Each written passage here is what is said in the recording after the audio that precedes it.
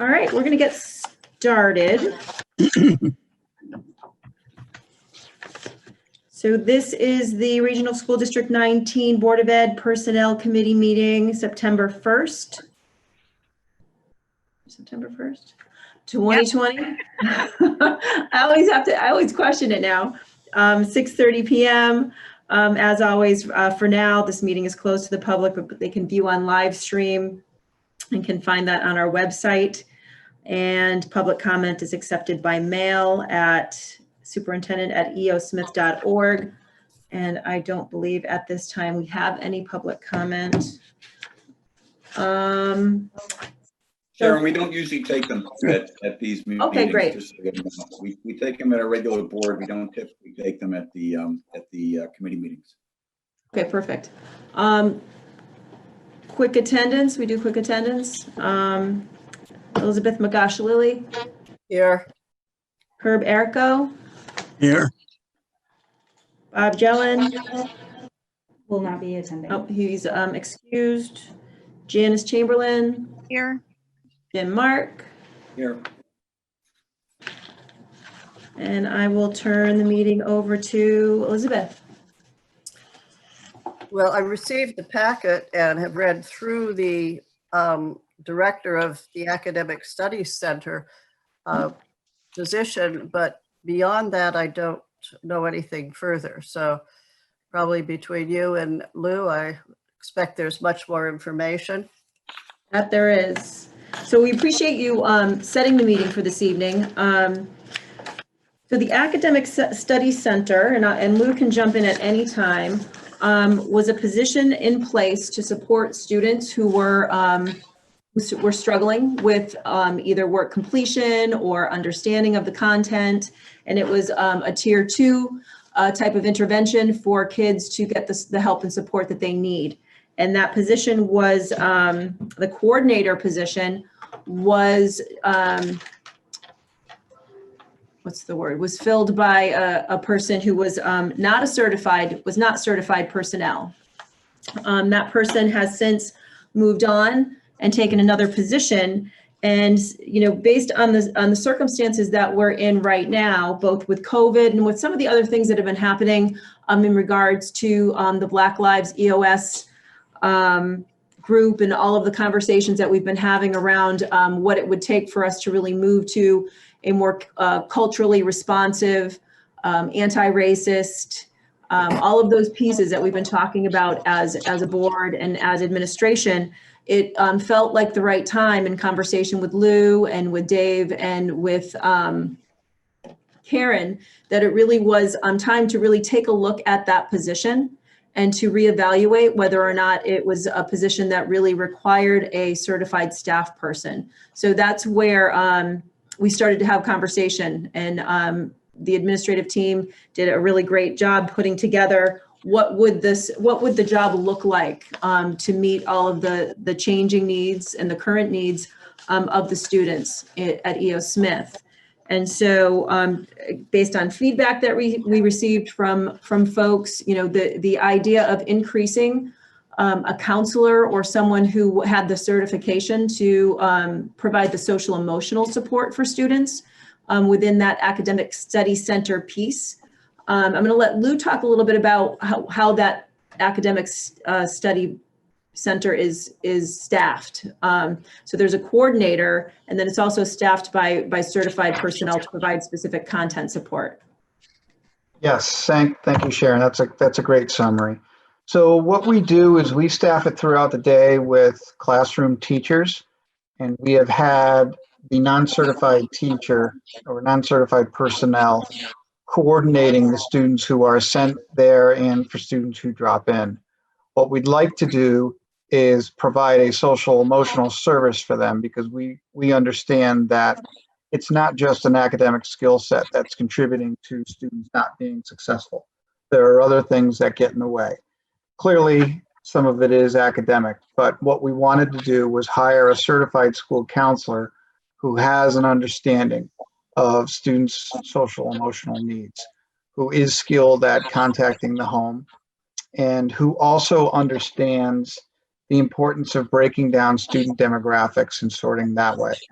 So when Sharon mentioned the Black Lives Matter, it's not only our students of color, but primarily our students who are free and reduced lunch who tend to not do as well. And there's certain demographics that we will be able to target. And we think that we can have a more comprehensive response. Having another certified counselor in the school is something that we were hoping for the past few years in this position. But the budgets being what they were and are and will be, it's not something that we were able to support. So it's not a brand new idea, but we do think the timing is right. We're concerned about kids who haven't been here since March and the environment they're living in and what they're coming back to. It is going to be a lot of, you're in for 2 days, now you're out, and we're going to need more and more checking in. So we just feel that if we have someone who will participate in all of our tier 2 intervention meetings, our student assistance team, our collaborative assistance team, where they talk about students who are struggling and has the skill set to apply the interventions themselves rather than go and find a counselor or a social worker, we think is very, very important. And it's important to say that someone with these credentials would have an easier time working with faculty on a professional level. So for all those reasons, I know Dave is on. He was having a little trouble with audio. I don't know if he can still hear, but that's pretty much the gist of it. We feel strongly about adding the certified position. We feel that kids need, there are 100 and something people who can provide academic interventions, but there are a half a dozen who are skilled at the whole child and have that training. So that's why we have this request. Would it be okay if I added something? Sure. Oh, go ahead, Dave. Yeah, so one of the mechanical challenges in the room is we staff it with teachers who are coming from a class, they're in the room for the period, and then they're going somewhere else. In terms of kind of that liaison who's present through the day, the position actually does get to know kids really, really well. And the person we had in the role last time, he was a brand new teacher. He had a great personality. He got to know kids.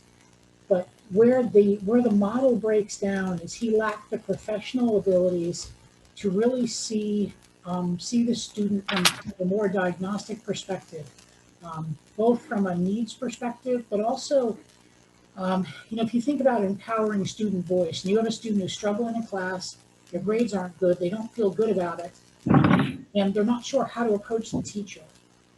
That skill set's not something a 21-year-old or 22-year-old is going to do very well. And that's where having a certified counselor, someone who's been trained on how to help support students developing more self-advocacy skills, maybe a stronger positive self-image, the ability to approach challenging situations with a plan. And, the room can support great academic content support, but the ability to really focus social emotionally, the whole child, and particularly Lou mentioned the students who are free reduced lunch. That's the population that statistically every school really struggles with. They're also the population that has the lowest level of advocacy, many times from parents. This is the group that if no one says anything, they'll quietly go along to get along. And we really don't want that to be the mantra for that population. We want an advocate, someone who is at times might play a role in facilitating tough communications with home about academics, with teachers about academics, and then bringing those to the table in our tier 2 and tier 3 meetings. So that's kind of like, this is a different kind of bridge for a much different view of the position in terms of what it could be. Thank you. Thanks, Dave. I think I would just add one other piece that both Lou and Dave touched upon is very often student engagement and motivation kind of gets blamed for lack of academic success, when very often the lack of academic success is due to students not necessarily seeing a connection or having not seeing the connection of the content to things that they're interested in. So this is an individual who could help bridge that gap with the student and the teacher, and really help the student focus on course selection. And like Dave had said, making connections and advocating for themselves with teachers around making sure that that they get the opportunities to truly engage, and that they're making good choices for themselves in their course selection that's getting them to an end goal for graduation and beyond, and where they have that support that starts there in the study center and then extends to all of the classroom teachers there to support the student for their end goal. So there really is a great opportunity here. I think we're primed for this opportunity, out of a difficult time with COVID. It actually is a really perfect time for us to take advantage of the fact that there is a position where, the funding, as we looked at the funding for the position, the previous position was budgeted for $37,810 for this year. If we were to look toward a counselor with experience within our contract, say for this year, about at the middle of the range, if we aimed for the middle, at about 8 years experience with a 6th year, which is pretty high on the academic end. But when you're looking for a counselor, we really want folks who are qualified. We'd be looking at about 68,580. And so we'd be looking to fill $31,000 this year. We had a conversation about it today. It's something that we would, that we could budget for. It would be an additional $31,000 in our budget, ish moving forward from year to year. But we feel really strongly that with smart hiring, as we move forward, as folks, as people retire, there's a certain number retire every year, and just with smart hiring, getting qualified people who are maybe a little bit lower on the experience scale or on the salary scale, that we would be able to pretty easily absorb that cost. Would this director be able to handle the social and emotional problems that we expect as a result of the pandemic? We have a student population of 900,000 or whatever. And how many students can one counselor service? Is it going to service a classroom and work on their emotional problems, or is it going to be individual? Or is he going to have, or her, is he going to have assistance in performing this job? Seems to me that one person would, especially at this particular moment in time, would have a great difficulty in reaching all students. And also, how would the students be contacted? Would the teacher send them, or would the student? How would that new director be able to function where they really don't know the students? It would take a certain length of time to get to know the student body and who would require, these services. So I'll start, and Dave and Sharon, you can chime in. So there are a number of different ways that students can find their way to this person. Teachers can send them there for academic help. We have a system that allows for that. Students can drop in on their own, and school counselors can also recommend that students go there. In fact, sometimes Dave, Karen, and I do it. We'll pick up a student that looks like they could need some assistance. So there are a lot of ways to go to the academic support, the academic study center. So what this person essentially is a certified counselor who is skilled at talking to students through emotional issues, who understands the connection between being accessible to learn and ready to learn, and also the academic skills that they have. So they would be working with the other team of counselors, the administrators.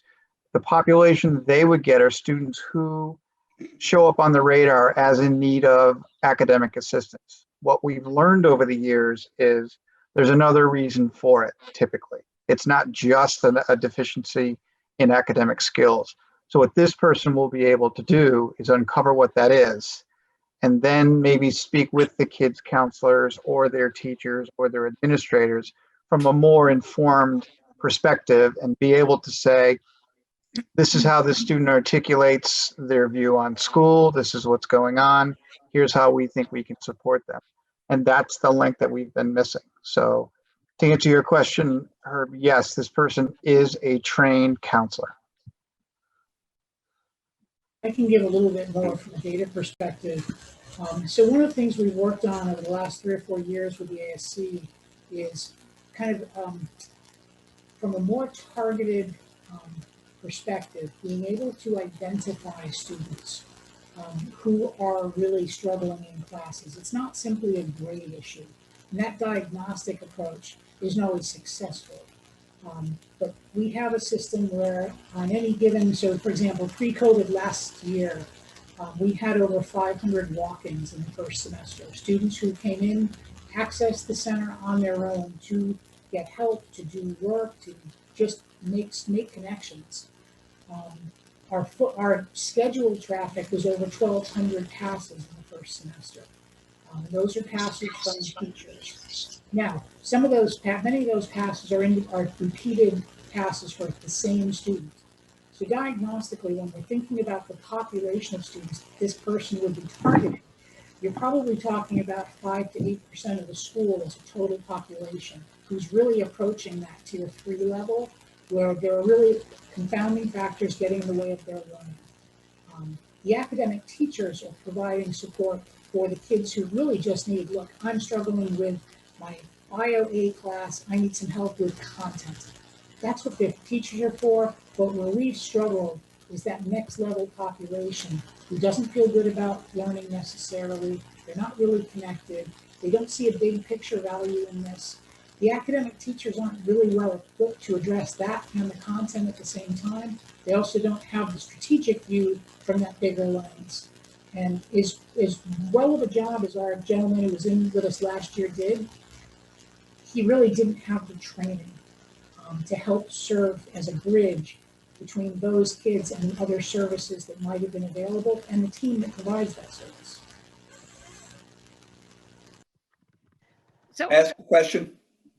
yeah, You see this as kind of a step towards not so much satisfying, but going in step with what some of our constituents and our Black Lives Matter folks and other folks have mentioned to us about the possibility of bringing additional counselors into the school to deal with some of the issues that come up.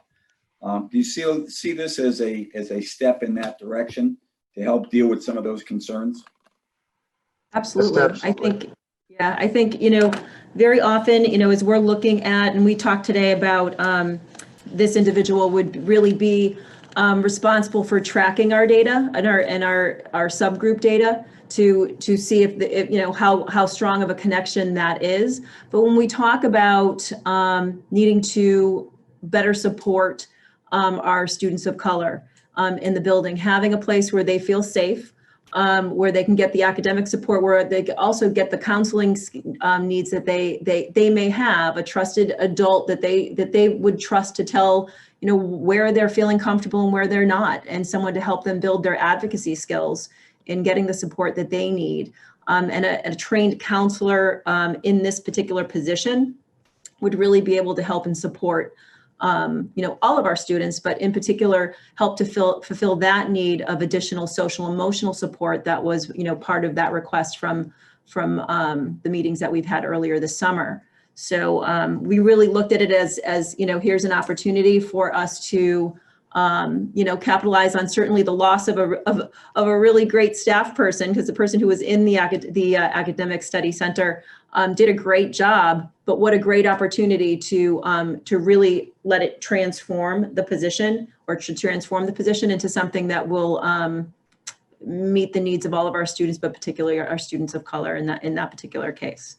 At the same time, and I'm just going to say this, at the same time, not necessarily having to give up or sacrifice school security. We're at a time right now where we have multiple drop-off points every day for kids starting next week. More doors are going to be open. It's been a concern of parents on some of our Zoom meetings that, you know, with so many drop-off points, both for parent drop-off and for our bus drop-off, our doors are going to be open more than they were before. In some ways, flying in the face of the security plans that have been in place for quite some time, just out of pure need with the COVID situation. We're not having to necessarily sacrifice the security side and the personnel support that we need to monitor all of these areas where kids are entering and leaving the building.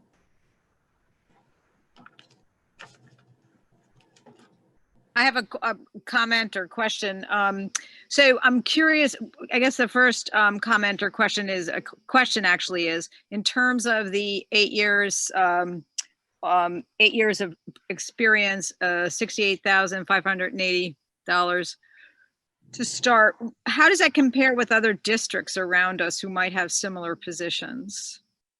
That's on our salary scale, so that's contractual. Yeah. So this person would be a part of our teachers union, and Right. that was just a mid. That was, you know, when you're budgeting for a position, you can budget for the low end or the high end. We chose Sure. to kind of go in the middle. If we were budgeting, and this is going to be terrible to say, but if we were budgeting for, you know, an English position or a social studies position, or you know, where we might budget for a lower number, because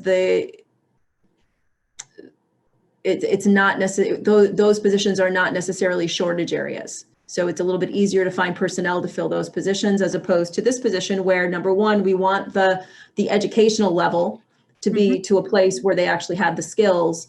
And we want to be reasonable in budgeting. We could budget for a lower number, but we know that the person we're actually going to want to get a quality person is going to require a higher salary. Yeah, I meant in terms of when you look at other districts around us, is this competitive? I mean, if they have similar positions, are we looking at something? I know this is a part of our, you know, our unionized agreement, but, you know, administrative agreement, but I guess I was just curious. You know, it's all counselors generally are in the teachers bargaining unit. So I can only speak from my experience. I know that the Region 19 teacher contract is right in the ballpark where I came from. You know, as far as teacher salaries are concerned, I think it's in the same ballpark. But I haven't actually looked at what some of the other teacher contracts in the area are saying and where we fit in regards to even the region. That's something that we could definitely look at. And I guess the second question, again, based on, you know, a lot of our conversations in the last, you know, month or two, are we going to do some very pointed outreach in terms of to attract minority candidates? So that is in process. As far as the policy committee is you know, looking at, you know, the guidelines for specifically minority recruiting. It is definitely a priority. That's one thing that, you know, hope is not a strategy, but that's something that we're specifically targeting, making sure that we are better, that our staff is better representing the student body. And so that is a priority for us. Yeah, and third, I think this is a great idea and a move in the right direction, and I support it based on the conversations that we have had, you know, at our last board meeting and prior to that. So I think it's necessary. I think we're all concerned about the mental health of our students, especially now coming back, and this would be very helpful to the administrative staff too, in terms of another support person in that role. Thank you. Now, how does the family fit into this? Are they in the loop at all? Because we're dealing with the youngsters, and the staff and the counselors will have a handle on what the social and emotional problems are. But if we're servicing a student, will their parents be informed, and will they understand that their child is being counseled? And also, I'm not quite sure how does this. When we met with the Black Lives Matter and the curriculum development. We mentioned races. How does that fit into this program that you're proposing? So I'll start again, Dave, if you want to jump in. So this person is reinforcing curriculum. So what they're doing is assisting the students to access the curriculum. A big piece of this position, being a certified counselor, is that they do have the skill set to communicate with parents on a social emotional level and go a little bit deeper into the explanation as to why they don't think they're being successful in school. So they will have direct communication, not only with the staff that work with the students, but also with parents. And they'll have a much deeper understanding, given their training and their background, of the reasons why the student isn't being successful. Your parent question is a really good one. Our Tier 2 protocol, when a student is actually referred to Tier 2 supports, that first step in the Tier 2 protocol is a communication plan. That's something that the teacher who was in the position, the aide who was in the position before, he tried. He did struggle with that. That was a challenge area for him, being a brand new teacher. But that's something that's built into our protocols, that once a student is moved into that Tier 2 level, there's got to be, we want engagement with the family, because it's got to be a collaborative effort. If we're really going to support the child, the more people that understand what the needs are and how best to approach those challenges, that's really where the benefits can come. And, you know, particularly on the counseling side, if we have someone who maybe can pick up things that might have more serious undertones going on, the ability to have a level of diagnostic knowledge to maybe help move that child in the continuum a little sooner, to access resources at a higher level that might be needed. And that's something we have situations every year where we miss diagnostically because someone just didn't see it. So having a counselor on the ground on a daily basis with our most academically struggling children, that's going to give us access into potential supports that we've been missing. And I think a lot of schools miss. It's really challenging.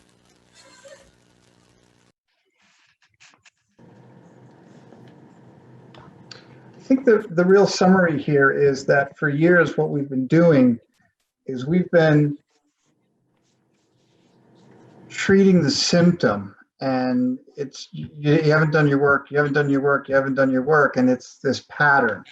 What we're doing here is we're solving this problem. We're helping the student understand why they're not successful, getting the supports in place, and then having them understand. I mean, it's how we learn. We need to understand why, and then we need the strategies put in place to do that. And that's what this certified position will be able to do. Thank you. So we would love for your support in being able to move this forward.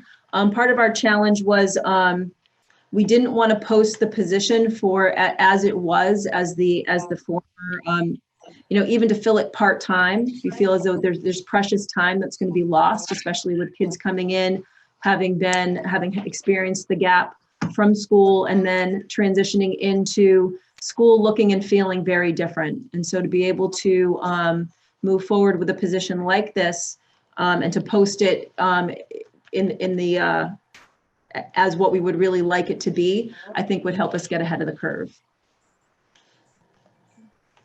Does anybody want to put a motion forward?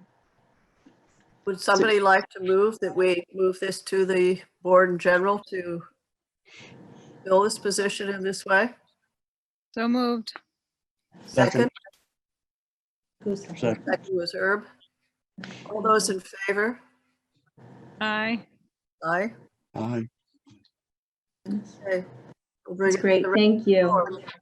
And before we move into, we'll have to adjourn and move into the, we have another finance meeting coming up. I just wanted to make, as a personnel committee, we had a couple of positions that came as a result of the COVID from the kind of the emergency funding piece in regards to COVID. That was part of our reentry plan. And I just wanted to share with you the status of where we are with that. So one is the I had explained that we had put forward to the state for funding for, and actually to you, what it ended up being to you all as a full board for 6 positions for in-house subs to cover the fact that we may have teachers on quarantine or out for a variety of reasons. In order to be competitive, just so that you know, we weren't getting any bites at the daily sub rate of $90 a day. So we looked around to see what other districts were doing, and they were right around for high school, $110 they were calling them classroom proctors. So we are in the process of hiring folks at that rate. It's within our budget for what we had asked for those folks. So we did get a little bit more action as far as applicants on that. So we have 6 positions. I think we have 3 folks who have applied for and we're moving forward for those positions. So that's nice before we start with kids next week. Just wanted to make you aware of that. And then the other one was in our plan also that I had put forward to you guys for funding when we were looking at the money from last year, a position for custodial subs. So in conversation with Dennis and looking at the contract with custodians, before we can hire a sub for a position, we do have to put it forward to the custodial staff to see if anyone's interested. So as a result, we created a position that would meet the needs for sanitization from 10 in the morning until 6:30 at night, and then posted that for our current substitutes or for our current custodians, and then could then post for our subs. So we just posted that position again to see if folks were interested. We worked with the union around what that would look like as far as pay differential is concerned and such. So we're in a good place with that, and Dennis is in the process of hiring some substitutes now to help out with the extra sanitation that we're going to need, both on Wednesdays and later on after the students leave the building. That's just I'll reiterate that at the full board meeting. Plus, Sharon, just so you know, with respect to the teacher subs, it's also within your authority to do that, but it's always good to keep us informed when that happens. But you're the hiring authority, so you have the authority to do it. Well, also a couple years ago, we had begun stepping the substitute salary up every year. So it's not unreasonable to be moving it up that much further because of the lack of availability of people who are willing to sub. And so we posted it as a separate position. So our daily subs would still be receiving what their daily rate was. So this position was posted as a special in-house sub position as a result of COVID, so that we're not tied to that number forever once the crisis is over. So I think we have, if no one has any further questions, I think we have a finance committee meeting waiting Yeah. So we should adjourn for this meeting. All in favor? Hi, It's your turn, Thank you, Jen. everybody. thank you.